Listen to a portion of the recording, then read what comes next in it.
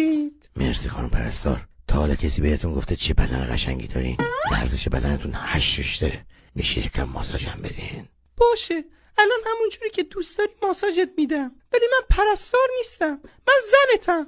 خانم پرستار، باور کنید اگه پای کسی دیگه در میان نبود حتما باهاتون ازدواج میکردم، ولی بهتون قول میدم تا آخر عمرم باهاتون جاست فرند بمونم. دوست دارم. خدایا این چرا اینجوری شد؟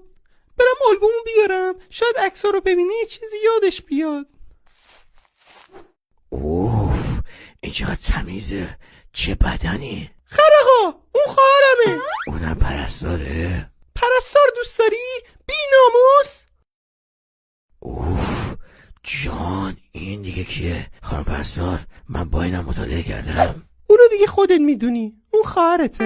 یه پسر نرقولم داره که میتونه یه جنگل رو به هم بریزه. خانم پرستار، من مغزم رگ برگ شد.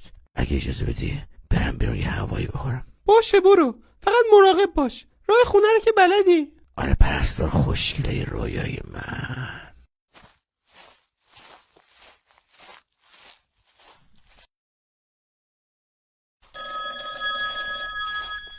بله بفرمایید. گورخر، مگه نگفتم پدرت فرموشی داره؟ چرا تنها فرستادش بیرون؟